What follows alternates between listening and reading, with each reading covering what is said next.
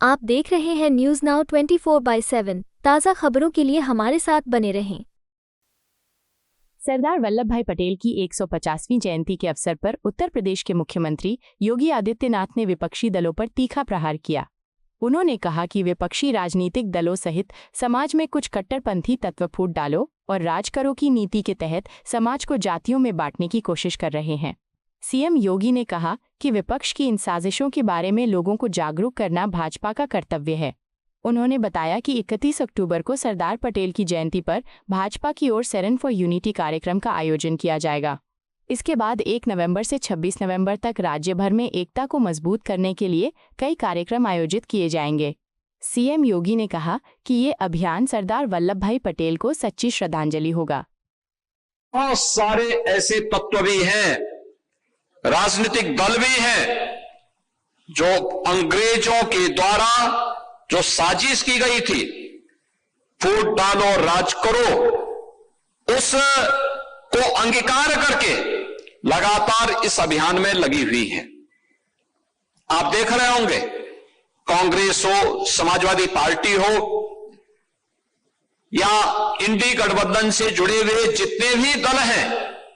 वे अपने अपने राज्यों में लगातार इस प्रकार के कार्य को कर रहे हैं। जाति विद्वेष के आधार पर समाज को लड़ डालना, सोशल मीडिया अकाउंट पर फेक प्लेटफॉर्म पर फेक अकाउंट बना करके आपस में जातीय द्वंद्व को खड़ा करने की साजिश करना, आपस में ही समाज के अंदर किसी न किसी कारणों से विवाद को आगे बढ़ाने के लिए पार्टियों को प्रेरित करना, जिससे समाज एक न रहे। और उस साजिश में जब इंडी गठबंधन और उनसे जुड़े हुए राजनीतिक दल और उनके लोग जब इस साजिश में स्वयं संलिप्त हो, उन स्थितियों में देश के सबसे बड़े राजनीतिक दल के रूप में भारतीय जनता पार्टी को और केंद्र और राज्य सरकार की जिम्मेदारी बनती है कि इनकी साजिश से समाज को अवगत कराते हुए हम भी पूरे सामाजिक एकता को मजबूती बनाए रखने के लिए अपने कार्यक्रम को मजबूती के साथ आगे बढ़ाएं। और मजबूती से आगे बढ़ाने के लिए हमारे सामने इससे अच्छा अवसर नहीं आ सकता, जो अवसर सरदार साहब की पावन जयंती के अवसर पर आया है। 31 अक्टूबर को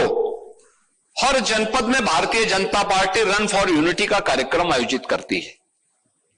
हर जनपद में होता है, बड़े पैमाने पे होता है, हर स्तर पर लोग कराते हैं। यह कार्यक्रम तो होना ही है, लेकिन इन कार्यक्रमों के साथ साथ कुछ नए कार्यक्रम जोड़े गए हैं। जैसे 1 नवंबर से 26 नवंबर तक हर विधानसभा स्तर पर 8 से 10 किलोमीटर की एक पदयात्रा, जिसके बारे में अभी संगठन महामंत्री जी बता रहे थे। ये हमारे विधायक के लिए भी, और जिन विधानसभाओं में हमारी स्थिति कमजोर रही है, उन विधानसभाओं में भी सक्रिय होने की दृष्टि से समाज के विभिन्न तबकों को, इसमें आर्मी से जुड़े हुए रिटायर्ड लोगों को भी आप बुला सकते हैं, इसमें हमें अन्नदाता किसानों को भी हम जोड़ सकते हैं, श्रमिकों को हम जोड़ सकते हैं, भारतीय जनता पार्टी और उससे जुड़े हुए आनुषंगिक संगठनों को इसके साथ हम जोड़ सकते हैं, एनएसएस, एनसीसी, स्काउट गाइड और इनसे जुड़े हुए तमाम अन्य संगठन भी इस कार्यक्रम का हिस्सा बने। और अच्छा होगा कि 8 से 10 किलोमीटर की इस पद यात्रा में बिना किसी पार्टी और नेता के जय जयकार करने की बजाय अगर हम भारत माता की जयकार करते हुए नेताजी सुभाष चंद्र बोस और वंदे मातरम का स्लोगन को गाते हुए राष्ट्र धुन के किसी गीत के साथ अगर इस पद यात्रा को निकालेंगे, दौड़ नहीं है ये पद यात्रा है। देखिए 31 को रन फॉर यूनिटी है, लेकिन 1 से लेकर 26 नवंबर के बीच यह पद यात्रा, जिसका स्वरूप के बारे में विस्तार से संगठन महामंत्री जी बता रहे थे,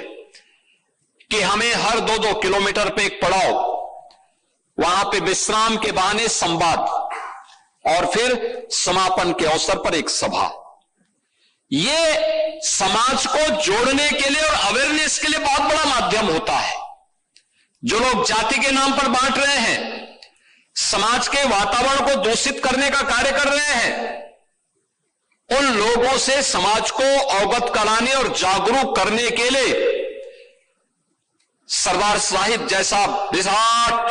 और विशाल व्यक्तित्व को सामने रख करके भारतीय जनता पार्टी अगर इस अभियान को आगे बढ़ाती है, सफलतापूर्वक आगे बढ़ाती है, तो यह